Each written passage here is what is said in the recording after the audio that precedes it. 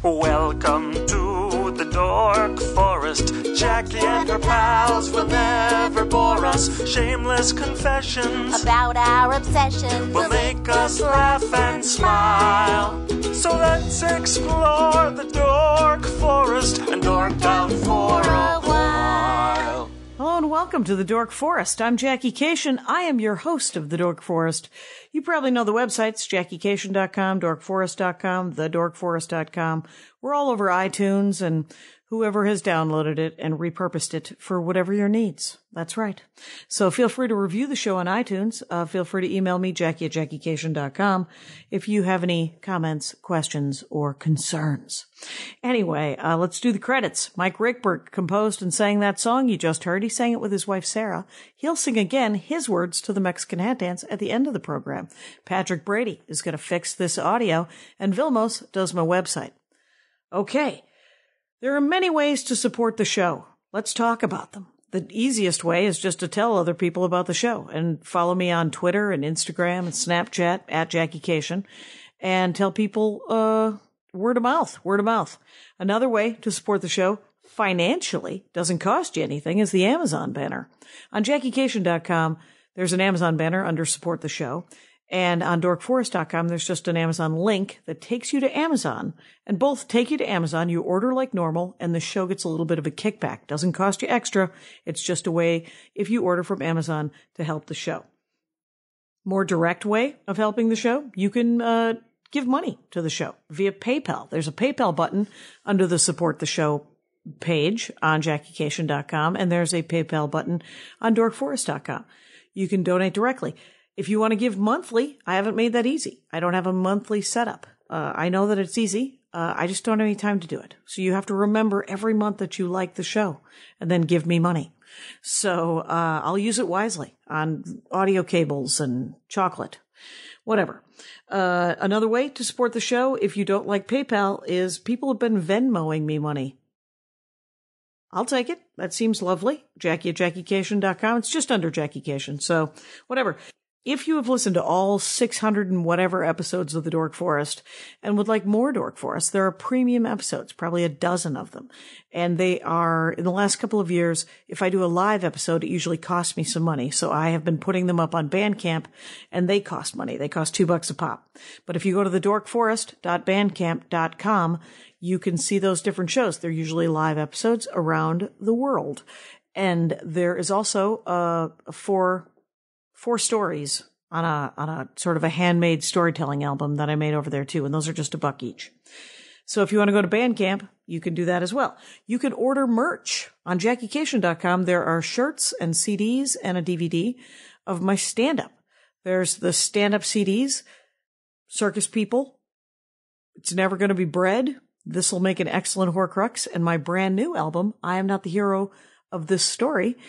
And they're all available as CDs on JackieCation.com. They're all available digitally on Amazon and iTunes, and you can just listen to them on Pandora and Spotify and whatever. So, but if you like hard copies, let me know if you want them signed or not. There's also a DVD of the Horcrux album, which is video. That's what a DVD is. And you can download that at comedyfilmnerds.com if you just like a download. Okay, there are shirts. There's my stand-up shirt, Spooky Reading Girl. There's also 2 Dork Forest t-shirts. So there's the Ranger of the Dork Forest t-shirt, and there is a Dork Forest logo shirt. And all the shirts are made in the United States, union made, so they run a little big because they're made by Americans. Other than that, my stand-up is available on the website, on JackieCation.com. You can watch my Conan sets. You can watch a bunch of different stand-up sets. You can, and then you can see what my schedule's like. Enough of this. Let's get into the show. It's a really good one. Hey, it's Jackie Cation. I'm in my living room with Mike Drucker, you guys. Great comic. Enjoy the works. Hello. Thank you for having me. Sure. It's at Mike Drucker, Drucker. That's right. Like Trucker. On Twitter, and then at Mike Drucker is Dead on Instagram. That's right. And your website points to your Twitter right now. Right now it does. But you can go to MikeDrucker.com and still get to my Twitter, so. Right, so there's that.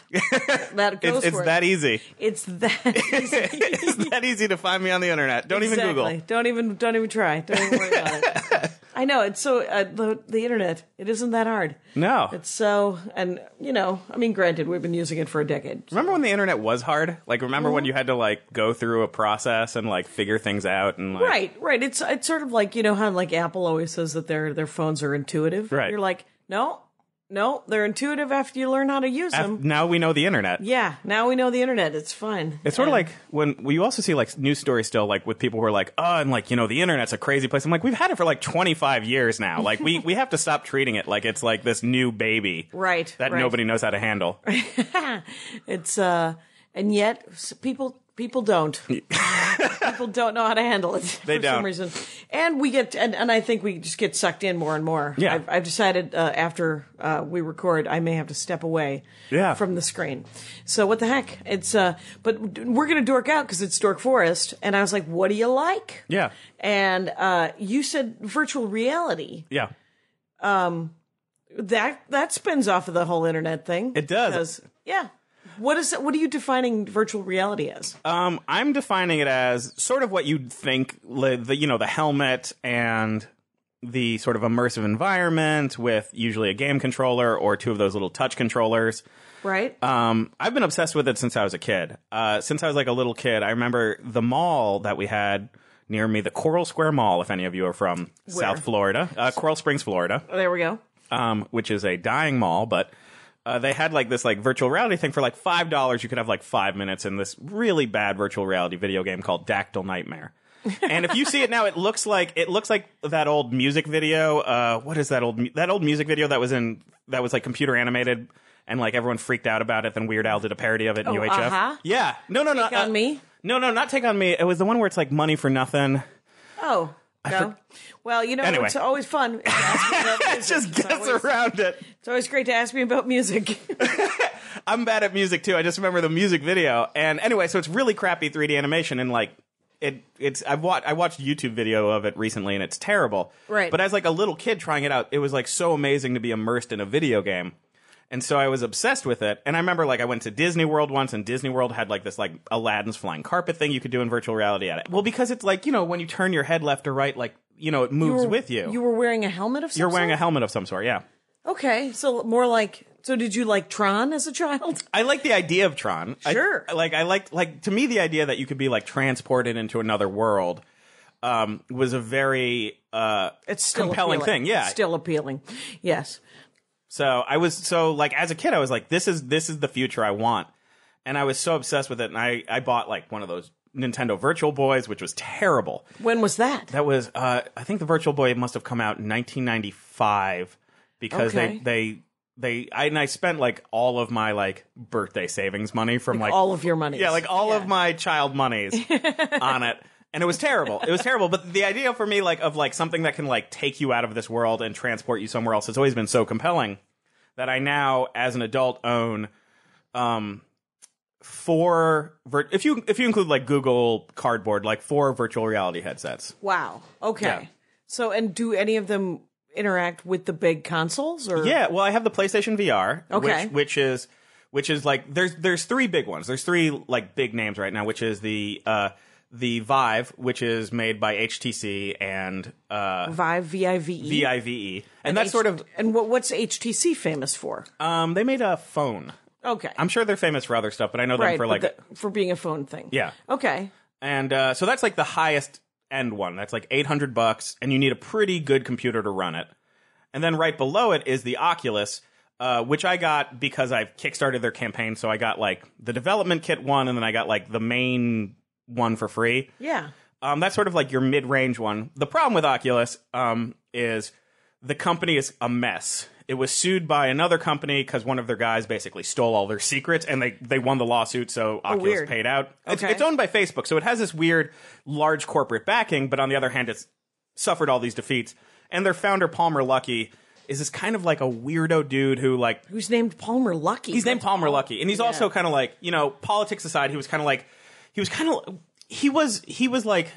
he bragged about being a Trump supporter, which fine, whatever, and it got blown out of proportion. Like, he donated money to this like dumb memes against Hillary campaign, right?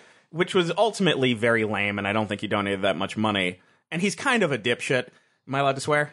Yeah. Okay, he's kind of a dipshit, but You don't also even have to. You can even cut out kind of. he's a dipshit, but he was kind of like blown out of proportion this way, where they made him like a super villain when it was really he was like your annoying conservative uncle who just ran a tech company. Right. There's these old guys that are owned tech companies now. Right. Who are now in their 50s and 60s. Right. And you're like, oh, but you turned into a weird dude in his 50s and 60s. Yeah. How did you do? Why did that happen? That shouldn't have happened. You were like on the cutting edge of being. Like, you were going to help everybody with your tech knowledge, and now you're my weird Uncle Greg. And I don't like it.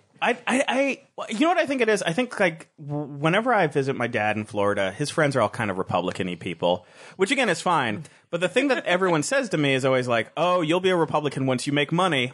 And I think that there is, like, a segment of that population. Like, once you have a lot of money, you're like, oh, wait, no, I want to keep all of this. Right. And how can we justify it? Right. It's, yeah, I've always been both a giant capitalist and a huge pinky right. Yeah. So it's been very hard. And plus, my dad he always gave, like, lip service to the Republicans. Right. But nobody's more pragmatist than my dad, because my father has had a lot of money, and then he has had no money. Because my father's a big fan of spending money when you have money and then going and finding more money. And you're like, I don't think that's how Republicans think. No, and that's how my family is too. Like, it's very like, you know, I remember as a kid once we talked to, my dad's Jewish. My father's side of the family's Jewish, and we talked to my grandfather, and we were like, hey, how come like we have no money and we're not successful as a family? And he was just like, we're not that type of Jew. And I was like, okay, Grandpa, thank you very much. Such a class. We were told we weren't that type of Armenian. Right, exactly. We're not that kind of Armenians. And I was like, I think we're not that kind of humans. It's because I'm sure there's rich Irish people. Right, out there. Exactly. So Okay, no. so it's Oculus. Oh, yeah. It's still owned by Facebook. It's still owned by Facebook. And Lucky's still working for him? He recently quit. Okay. But I mean, he had got like a huge, like $700 million deal. He's not living check to fine. check. He's fine. Let's not worry about Palmer Lucky. He's guys. fine. And then, so Oculus Vive. And then, so those are Vive is like the big sort of like $800 $800 one. How much is an Oculus one if you wanted to buy the nice one now? Like $600. Then still very expensive. Still very expensive. Then PlayStation VR is about $400. Okay. And it's still expensive, so PlayStation VR is the lowest end one of the big three. That said, it's got kind of like the best game support. It works with PlayStation stuff. Like, it's the easiest to put on. It's the most comfortable to wear. Really? Yeah. It's it's sort of like oddly the cheapest one in terms of quality, but also like when you're showing people, it's got the easiest comfort controls, and also because it works with the PlayStation, it's the easiest to like put a controller in someone's hand and they already know how to operate a PlayStation, so it's not like teaching them a new technical language. Oh, that's the worst thing in the world, Yeah. is trying to learn a new button configuration, quite honestly. So, okay, so it's got those advantages, but what makes it not as good? Sort of the graphics? The graphics aren't the graphics aren't as good. The head tracking's not as good. So, so it's a little easier to get nauseous because both the Oculus and the Vive use multiple sensors, sort of like placed maybe like around the room or on a desk in front of you. So it's sort of like when you move your head, you have two different sensors tracking you. And the PlayStation uses the PlayStation camera, which is older technology. Yeah. And it's kind of like, it's almost like the PlayStation VR, they box together. They're like, here's all this shit that we're not using. Nobody's buying the PlayStation camera. Nobody's using these PlayStation 3 Move controllers. We have the PlayStation camera. Right, exactly. If we box it all together, then you can use the VR with it. And so it uses this old technology. So, like, you know, you have a little more of that, like, little wiggle. I don't know how much VR you've tried. Isn't that the PlayStation camera? That's the thing on top? Or is that the Wii? That's the Wii. That's the Wii camera. Okay. That's the Wii thing. But it's similar to that. Like, it mounts on top of your TV, which is inconvenient if you have a Wii thing. Like, I have this weird, ugly configuration on top of my TV where I have, like, the Wii thing to the left and the PlayStation camera to the right. Which they're not stacked on top of each other. Right, exactly. Which might have been better. Well, our PlayStation 3 just died. And Andy worked for PlayStation when it first came out, PS3. And so... that's how old it was, and we couldn't believe that it lasted this long. Right. The first PlayStation 3, and so we haven't bought a PS4 yet. And so they haven't upgraded the camera to go with the PS4 yet? They haven't upgraded the camera. Like, the form factor is different. Like, they, like, put it in a new plastic shell that looks more futury, but it's the the packaging. same. Yeah, the packaging's different. But that said, as much as it's a technical pain, like, there's a lot of good games for it, and it's super easy to set up, and, you know... It's just more comfortable. Can you use the Oculus or the Vive with the PlayStation 3? No. Okay, Right. there's a huge problem there, right? Exactly. So, because if you get the fanciest of all headsets, Right. you want to be able to use it across platforms. Exactly. And unfortunately, to use the Oculus or the Vive, you sort of need a high-power computer. So Okay. along with spending $800, you're probably spending another... $3,000 or something? I mean, yeah. I mean, it could probably $1,000. Okay. It doesn't need to be, like, that big of a computer, but it's definitely not your, like, $200 go to Staples and pick up a machine thing. Oh, okay. You know what I mean? Well, here, I just bought a new laptop, and I could not believe, this is the nicest fucking laptop I've Yeah. ever had in my life. I've usually gotten somebody's old $200 laptop. So this was, and it was $800. Yeah. And it's probably powerful enough to run this. It could be, yeah. Yeah, Like, I run okay. mine on a laptop, so Okay. And what do you play on it? I play, let's see. With I mean, the saddest thing is I'll sometimes just, like, watch Netflix. Like, sometimes I'll just, like, have a giant screen in front of me and, like, sit in my room and watch Netflix. because the screen is in the helmet. The screen is in the helmet. And it moves with you, so it's not like you turn your head and the whole screen's moving. It's almost like being in a movie theater. But you have to be stationary. With the you don't. Like, with the Oculus and the Vive, even the PlayStation VR, you can move a bit. Like, you move forward, back. No, but you couldn't like have the movie on and also do something. No, you couldn't. Okay, so you're committed to watching the movie if you're Right. watching Netflix via your Oculus Exactly. Vive. Although you can do something called, there's a program called Virtual Desktop where you can have, like, almost like, imagine you're floating in space, then you just have the desktop of your computer open as this giant screen. Yeah. And you could feasibly multitask with that. The problem is that, you can't see your hands at the keyboard or... Right. So, like, unless you're very good at knowing Touch exactly... typing. Yeah, exactly. Yeah. And you don't need the number pad. Exactly. That's fascinating. Oh my God. Yeah. All right. So you're watching.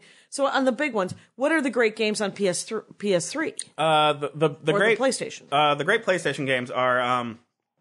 there's a game called Static, which is fun, which is sort of like a puzzle game where your hands are... You're holding the regular controller, but it looks like when you're viewing it, your hands are trapped in a puzzle box, and each button on your controller does something different on the puzzle. Oh, to figure out a puzzle? Right, and you have to like look around the room for clues, and it's almost like there's a lot of those, those popular like trapped in the room escape room.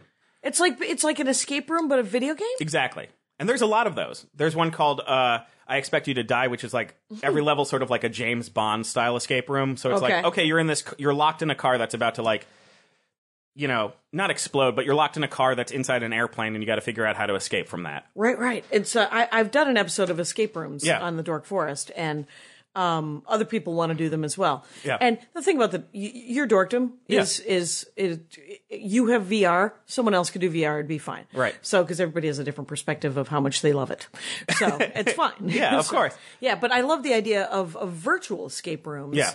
Because I don't know, I sit around more. Yeah. There's a lot of sitting around in my life. You can, and you sit around. You can do it in your own home, but it's still immersive the way like escape rooms are, where it's like you're looking around for clues. You know what I mean? Like where you're like, Can you okay, play online with others? Maybe. yeah. There's a game that is coming out tomorrow called Star Trek Bridge Crew.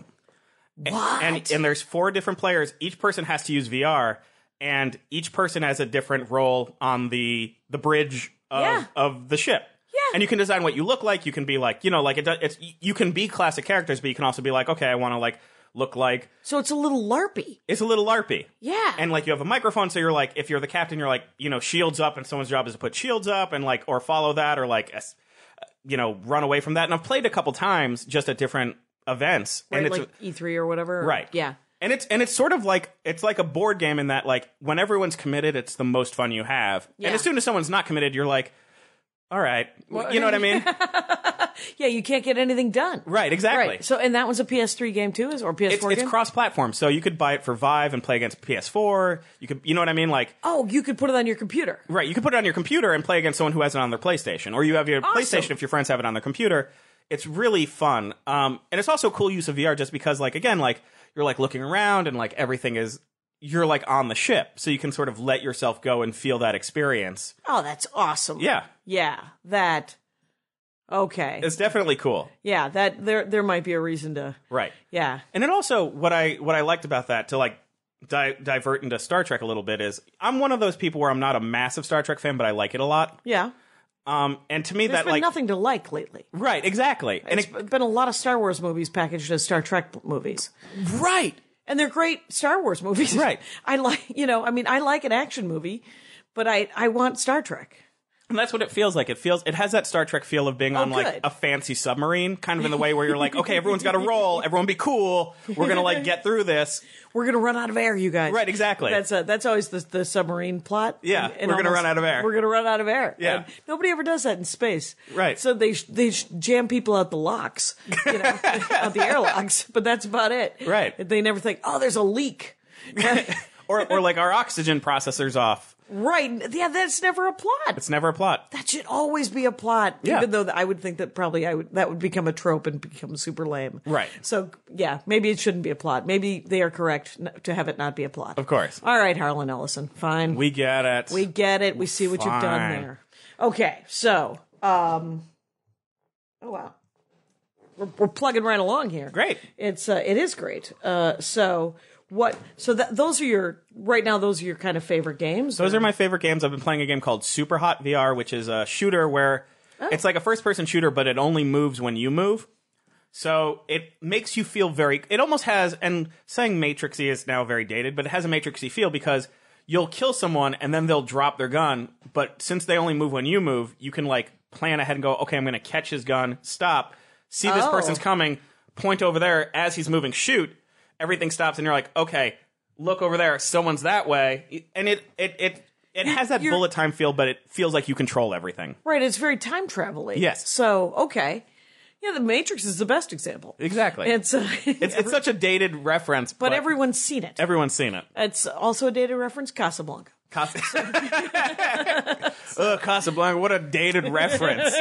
Right. Nerds with you and your Gone with the Wind reference. And well, that's interesting. Have you read any of these virtual reality books? I mean, like, I read, like, William Gibson stuff as, like, a teenager. Yeah. Did you read Ready Player One? I did. And it's sort of like, there are times when everything's working perfectly when you're like, yeah, I'm in Ready Player One. Yeah. And then there's times when, like, your VR system, like, will lose track of where your hands are, and, like, suddenly your hand's across the room, and you're like, oh, we are a long way away. From Ready Player One. Right. Well, and that's, I mean, the tech has to catch up. I mean, I remember, and I've told this story before on the Dork Force, but it's one of my favorite ideas for a story. Right. A video game was in 1984 or 5.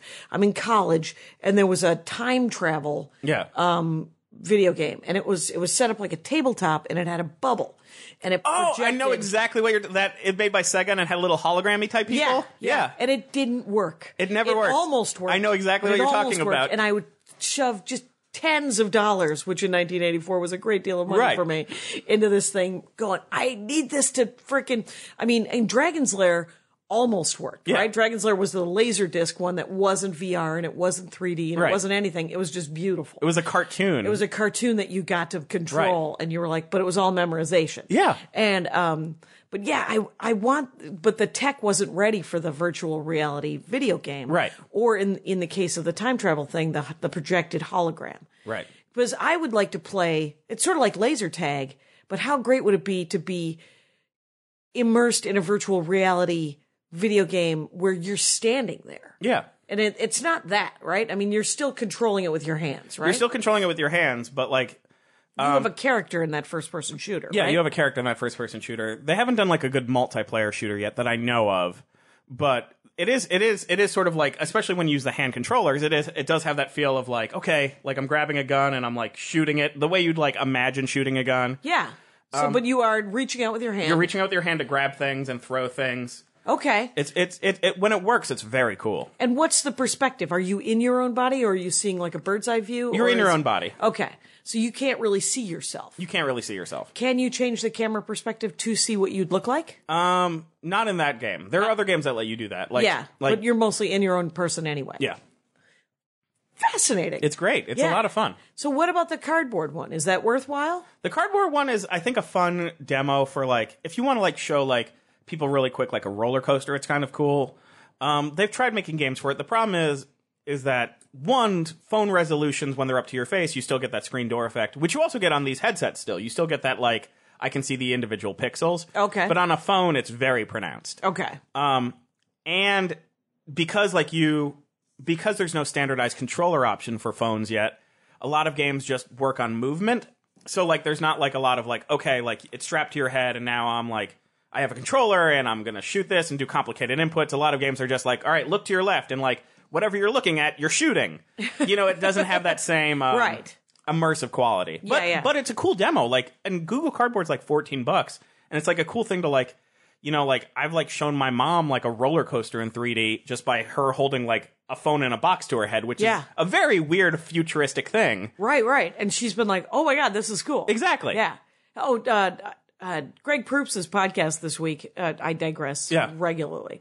So, but his podcast this week, the image is of the New York, casino in Vegas. Yeah. With the roller coaster around it. Have you ever ridden that roller coaster? No, not that one. It is speaking of virtual reality, it literally feels like you were taking a roller coaster through the Upper West Side and Midtown. Oh, that's crazy. It's crazy because if you can keep your eyes open, and sometimes I don't. Right. Roller coasters are scary.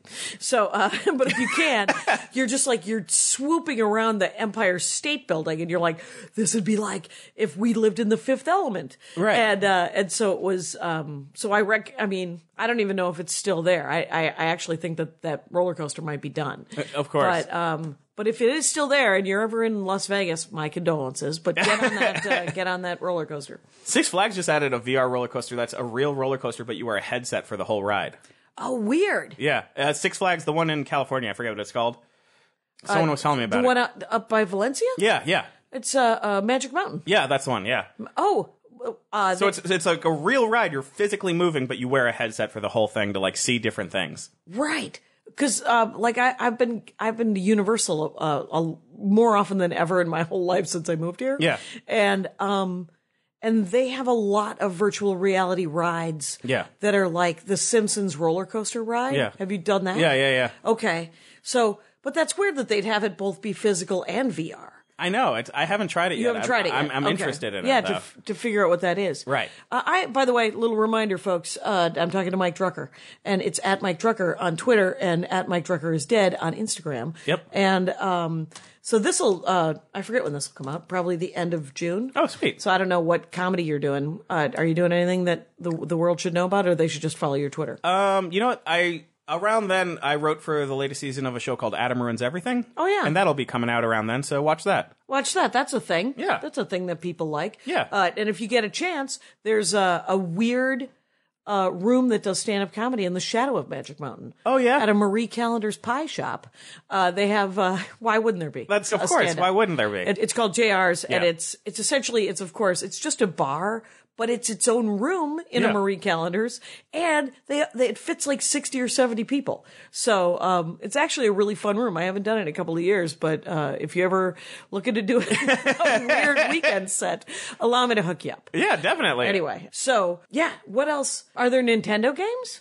There are no Nintendo games for it, although people have back-engineered emulators for like people, there's like GameCube emulators on computer where they play out games, and people have back-engineered it so you can play like Metroid Prime in virtual reality, or like they set it up so like, oh wow, yeah. What is Metroid Prime? Metroid Prime was a game for the GameCube, which was like the first Metroid game in 3D. And it was like a first-person shooter, but it was just on a screen. Yeah. And so fans have gone in and modded it so you can now play it in virtual reality. I haven't tried it yet because my computer, for some reason, doesn't run the program Dolphin, which is the GameCube emulator. It doesn't run it that well. Okay. But if I had a more powerful computer, I'd definitely play that. When you keep saying more powerful, are you talking about the video card, or are you talking about the speed processor, or A little bit of everything. Okay. My computer just needs to be faster and bigger? Yeah, more RAM, faster. My computer is about 3 years old, and when I got it, it was a very top-of-the-line thing that I sort of rewarded myself after a grueling work schedule. Sure. And now, like, it's that thing where you're like, I'll never need to buy another computer. And then, like 3 years later, I'm like, right, well, I can't buy a new computer yet because it's only been 3 years.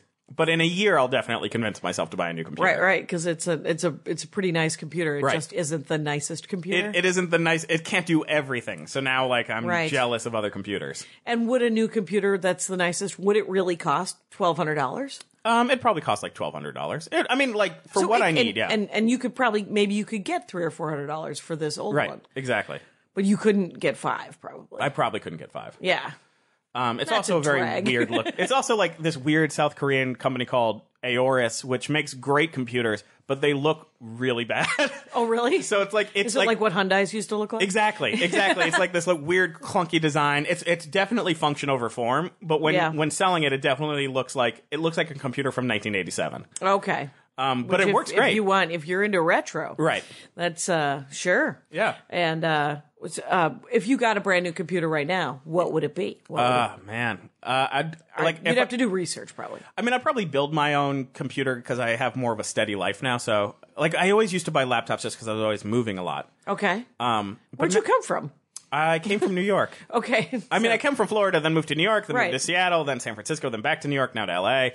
And did you do stand-up in New York, Seattle, and San Francisco? Yeah. Okay. So, all right. Because we have only recently met. Yeah. And I have only recently received the joy of seeing your stand-up Oh, thank comedy. you. Thank you. So, and it's a delight, by the way. So knock yourselves out, Americans. Please view me. Please, yes. Is that how you say that? Please observe me. Watch this. I need attention. Space. Watch this. So you want to, have you ever read Off to Be the Wizard? I own it. I own it on audiobook, and I haven't listened to it yet. I have read it, and it was given to me, that and the follow-up. I haven't read the follow-up yet. Yeah. There's 3 of them. And I quite honestly started having nightmares where I woke up and I could see pixels in the side of my bedroom. Oh, man. So That's I was great. like, well done, author. Yeah. I don't know that I can read the second one because I'm creep factor 12. And it starts out slow. So the first book, it took me the first, I'd say 80 pages. Yeah. But once 80 pages in, I was like, oh, this is awesome. Yeah. And then I consumed the rest of it in one giant gulp. And then got a really bad cold and kept thinking to myself, if I could just access my program, Right. I could fix this cold. And so you have it, but you haven't. I recommend it. It's great, Yeah. especially if you don't mind being slightly unnerved by the big picture. I'm okay with that. Yeah. I mean, the thing is it's well done. Right. There's books that do that still haunt me. There's A Prayer for Owen Meany. Oh, I haven't read that. It's not Grisham. What's his name? He wrote Cider House Rules and Garp. Oh, I don't know. World According to Garp, and people are yelling it at their devices. Right. People now. are very mad right now. Right. They'll And tweet at both of us. I know you guys. Let me just say that. But I've never read any of the rest of them because A Prayer for Owen Meany. I still have occasional nightmares about it. So, in other words, it's amazing. He's an amazing writer. Get out there. And then Ready Player One. Oh, yeah. Which was, you read that? I read that, yeah. And that was just fun. That was super fun. It was very, it reminded me of The Last Starfighter. Yeah. Like, it's very similar to The Last Starfighter, but also I'm like, okay, great, fine, I like The Last Starfighter. Yeah, exactly. Yeah. I own The Last Starfighter. Matter of fact, after I read, I think I watched it. Right, yeah. Because I was like, oh, and of course it has Preston in it. Yeah. So, I love Victor Victoria too. I own that so as good. well. Yeah. All right, I've weeded us off enough. It's so what Nintendo have you always been? I've always been a fan of Nintendo. I also worked at Nintendo for 2 years as a localization writer. But since I was What is that? Localization writer is basically your job is to work with a Japanese translator and make the best possible version of the game in another language that keeps the vision of the original Japanese.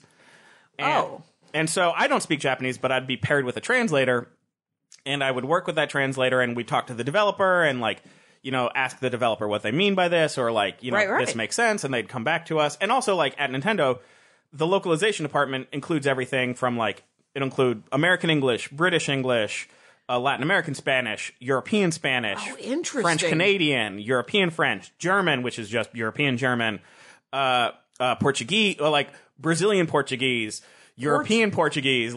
You'd go through all these languages, and it was really fun, and it's really interesting. It's just because of regionalism. Yeah. And it's often misunderstood on the internet. A lot of people on the internet think of localization the way that it was in 1980, when either Japanese people took an English dictionary and made a bad translation, or American companies would buy the rights to an anime, and they would just redub it with whatever they wrote. You know what I mean? Like they would just rewrite it. No. Yeah, we've all seen this. Right. We've all seen this in both sides, and it's always hilarious and unfortunate. It's a Godzilla movie with the dubbing. Exactly. And you're like, they don't mean that, is what you want to yell at the television. But the crazy thing now is a lot of people online will be like, oh, you guys are like censoring the game. It's like, no, the people we're making the game with are our bosses. They Right. know about all the changes. Right. They got nuance. If there's a metaphor, they've Right. explained it to us. Exactly. Right. And also most developers speak English as reasonably well as a second language. Yeah. So like, there'd be times when you make a change, they'd be like, hey, we noticed this change. Why'd you change this? And a lot of it isn't about like grammar. It's just about like idioms, like. Yeah. And I think that one of the hard things is you'll have fans who kind of, especially very, very hardcore fans, who want it to be exactly the way it is in Japanese.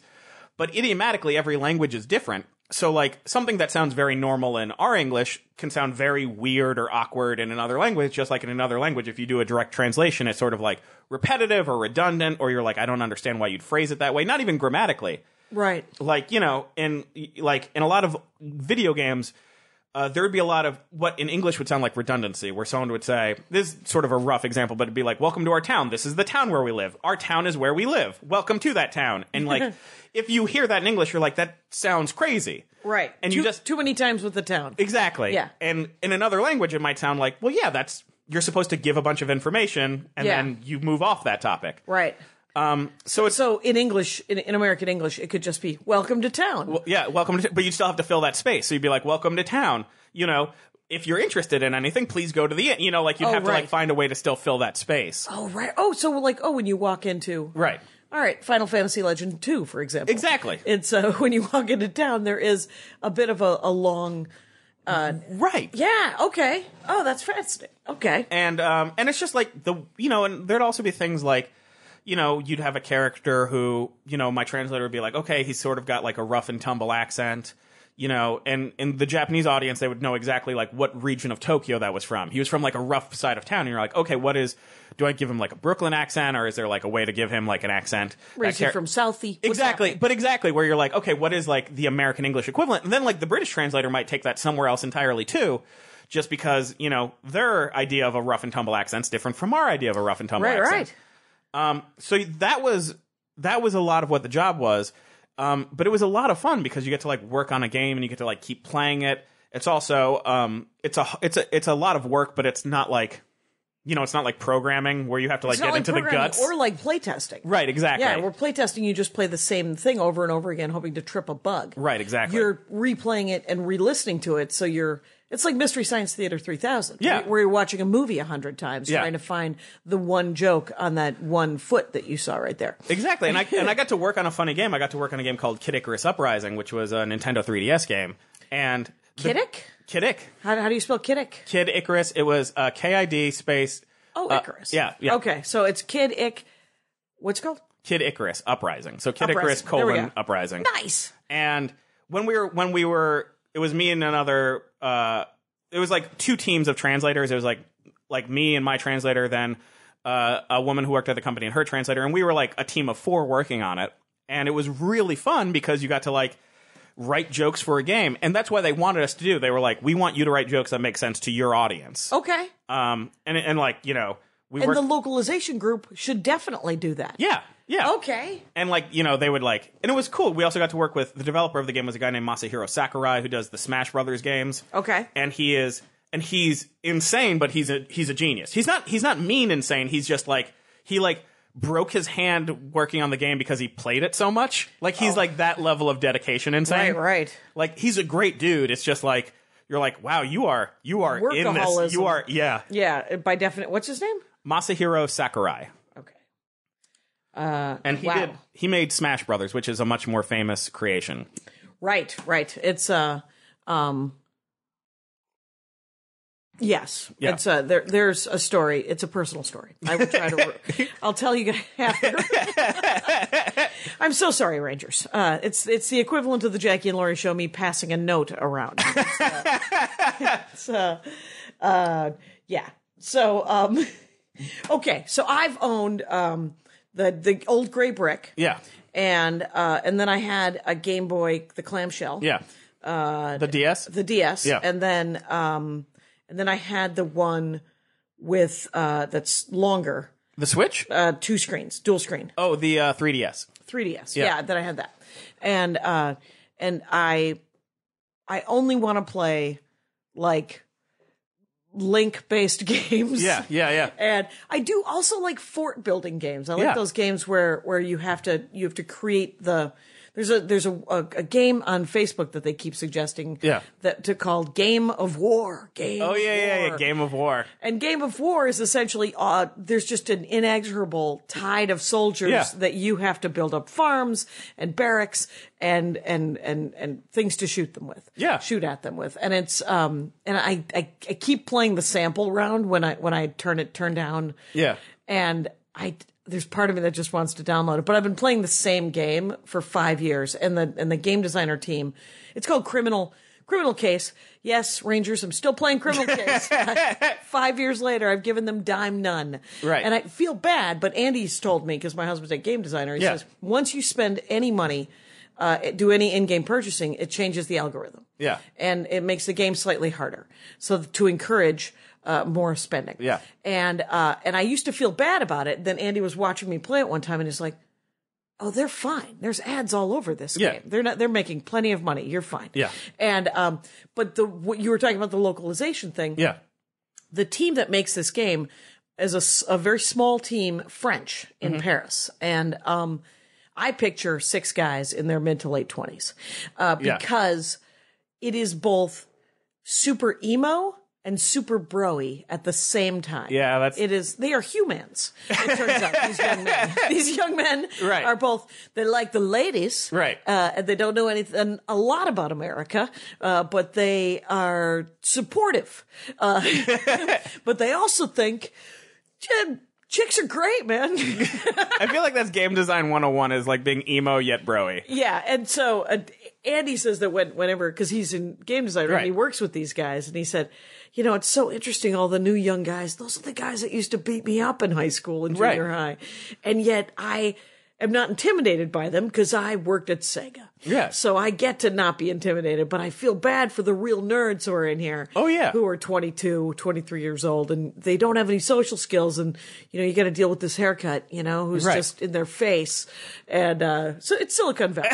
It's Silicon Valley, where it's like bros have taken over. I think that's why there's so many, like, you get so many people who are, like, mad at, like, people who like video games who get very mad about them, because I feel like it used to be such, like, an exclusive thing where it's like, this is mine. I don't have anything else, but I have this. And then other people are like, oh, I like that too. And now it's like, oh crap, the people who I hate also like what I like. And so and hopefully they're not going to be mean to me while I do the thing I like. Right. And some people, like, if we've all been victimized in one way or another. Right.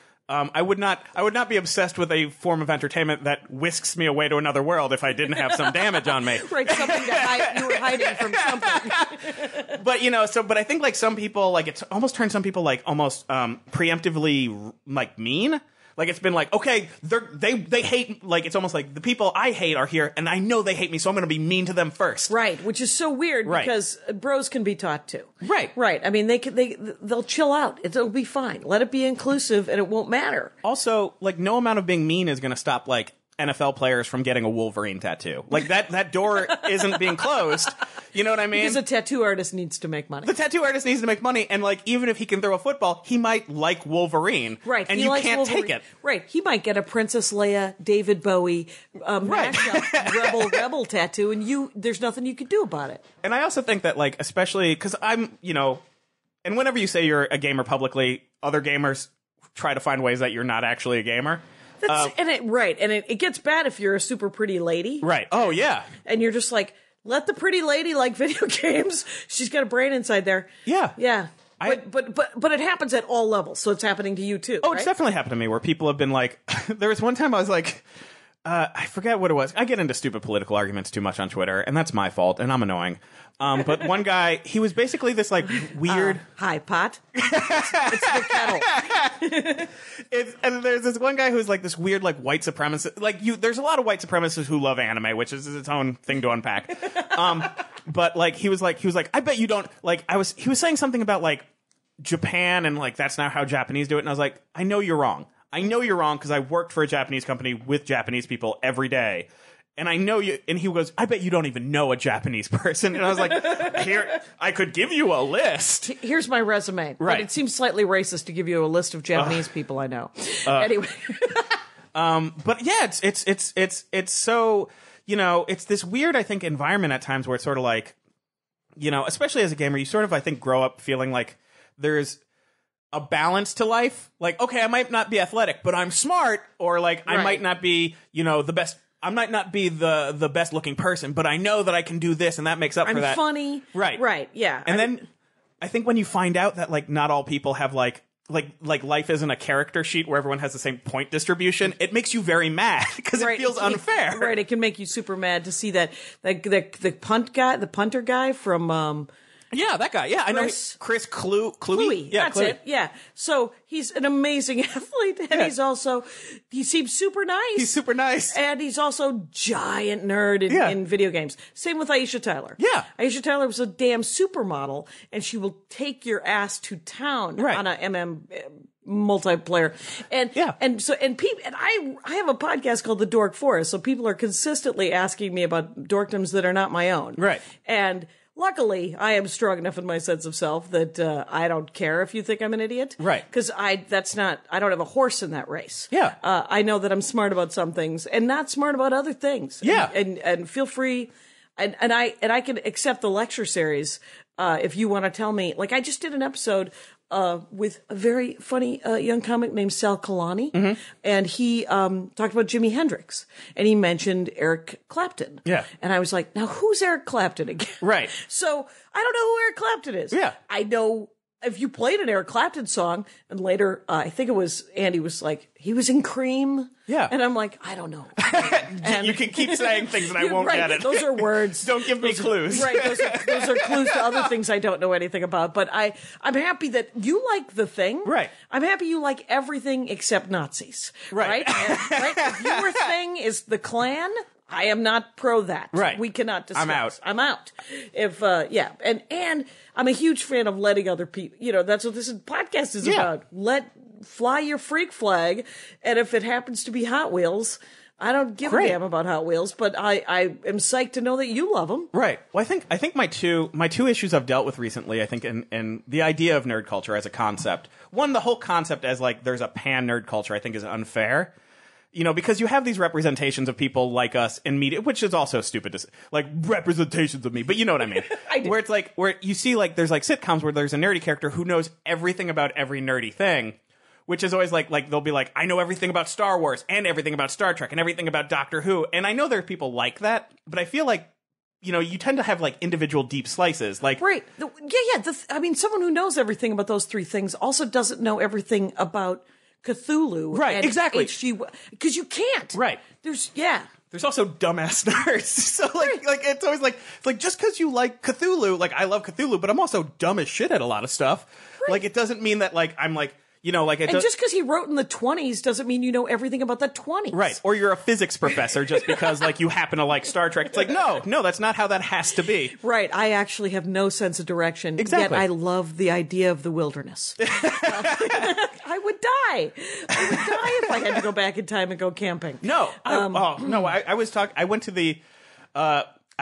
about that on stage recently. I went to the Renaissance Fair and like I realized that there was no role I have in the past.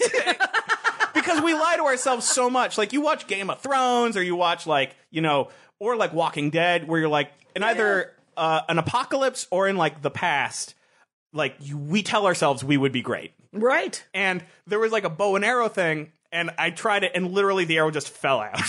Like, I was like, if I was in the Hunger Games, I would just die. Right. You know? Right. If you had been chosen from your group, that's why it's random. Yeah. So that we could show up and be killed immediately. We're definitely like the faces that appear on the screen very briefly. Very briefly. It was great. It was an under 5. And, nobody's putting money on us. Right. Right. But you like lie to yourself about that. Like You're like, you hope that you would rise to the occasion. Right. And maybe I would rise to other occasions, like if I were forced to write a paper. Sure, I might rise to that occasion. Writing a paper I can do. Watch that. Yeah. Watch this happen. And Right. except for in college, of course, 24 hours before it's due. Me scrambling like a crazy person. So we haven't even talked about the Nintendo games that you are currently playing. Oh, yeah. Let's do it. I got the Nintendo Switch, which is okay. such a wonderful system. Oh, really? It's so, especially for someone like you, Jackie, where you're traveling a lot. It is, because do you know what it is? Well, Aldrin has told me about it, and he's like, it is great. And then, could Andy and I use the same system? You could use the same system. We have to buy it twice, though, right? Well, it depends. Like, it works as a console, but then, like, so it's like a little dock that you put, like, the main system into, and then you can play on your TV like it's a normal system, like a PlayStation, GameCube, whatever. But then, let's say you're going on the road and you're in the middle of a game of Zelda, you can just take the system with you and it becomes a portable. Okay. Do I unplug the whole thing or just take the... You just lift it out. It's almost like taking it. It's almost like, you know taking those, the like, Game Boy out. Like, you know those old, like iPod docks? Where Yeah. it's almost like that with a game system. Okay. Well, because they have iPod docks in the hotel room now. Yeah. Where you can play any music from your iPod. Right. Out of the clock. Yeah. So it's like that. It's like that. And you just take it with you and you just play it somewhere else. And it's so convenient. And it's so... It has this old feeling to it where, like, you take it out and people are excited. Like, I've been on... I've, like, hung out with people and we've been at a bar and I've just taken it out. And also the cool thing is the controllers come off it and they can turn into two little controllers. What? So, like, you can, like, have it out and, like, the normal thing you have, like, you're holding it on the side like this. I'm gesturing on an audio-only podcast. Right. But so there's, like, controls on the sides of it, but then you can remove them and they become tiny controllers so you can play, like, Mario Kart with someone or, like, a fighting game. Oh, you can split it into a two-person? Yeah. Oh, my gosh. It's so cool. It's so much fun. And are the cartridges small? The cartridges are tiny, but you can also do downloadable. Okay, and are the cartridges, can I use anything from my old systems? Unfortunately, no. Not at this time. They make you buy new stuff. Of course, that's their classic. Right. It's almost like iPhone learned from Nintendo. Yeah. Yeah, it's almost like there was a model. There's a model for yeah. making you buy new stuff every year. Yeah, all right. So, but it does sound amazing. So what are the fun games you're playing on the Switch? Legend of Zelda Legend of Zelda Breath of the Wild's great. Yeah, that's the reason that That's I kind of want to... Yeah. The Mario Kart 8, even though they had it on the Wii U, the new version's better. It has more characters. The battle mode's more fun. The online's more robust. There's... How big is... I just want to talk about Zelda. How big is it? Is it big? It is... I put maybe 50 hours into it and feel like I've only seen maybe like a quarter of the game. Wow. So have you played it through and then gone back and playing it again? I still haven't beat it because I'm trying to like make my way around the map. The cool thing about it is to beat the game, you don't need to do that much. So you could play through it once and then go back. Yeah, exactly. And there's so much to do and there's so much to find. And it has this very, a lot of open world games, the problem with them is that you can go anywhere, but there's not much to do. Right. Like you can wander through a forest, but nothing's happening. Right. And with this game, they figured out a way to make it like just filled with secrets. So you'll stumble across things like you'll stumble across a village that has nothing to do with the main game. You don't have to go there, but you stumble across it and you're like, oh, I've just found this thing. And it gives you a very good sense of like childhood wonder. Like when you'd like wander through like, a park as a kid and you'd like find like a rock. And you'd be like, there's no reason for me to have this, but look what I found. It's a cool stick. It's a cool stick. Yeah. Look how straight it is. It could be like a staff. It could be a spear. It could be, if it's too little, it could be an arrow. Exactly. Yeah. Oh, and it's like that? It's like that. And like you'll ask Are you given a task in town if you want one? If you want one, yeah. There's like quests and side quests. And also some people just like mess around. There's like a cooking element where you discover new recipes.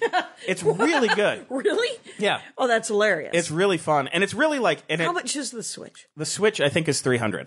Oh, that's not bad. It's not bad. No. It's definitely... It surprised me with how much I like it. Because even though I'm a big Nintendo fanboy, and I definitely like wear that fanboy on my shoulder, I also have like an Xbox and a PlayStation 4. So I'm not like, I'm very loyal to Nintendo, but nor am I like, this is the only thing I buy and this is the only thing I care about. Like, if it sucked, I wouldn't take it with me everywhere. No, you would just be, you would have supported it and called it a day. Exactly. Yeah. One of the things when I moved in with Andy, I was like, because he has all the consoles. Yeah. I've only had Game Boys. Yeah. Because it's bad enough as it is. Like productivity is down with frickin' criminal case. Of course. So how about not to mention Facebook and Twitter. Right. But there's part of me that thinks the Switch would be a better use of my time than Facebook and Twitter. Probably. So yeah. I support that. Yeah, you would. And I love that about you. So it's called Breath of the Wild? Legend of Zelda Breath of the Wild. Okay. All right, then. You should get it. You should get it. I totally get it. And, yeah, because right now we're in board game mode around the house. So there's a lot of that happening. And so, okay, wait.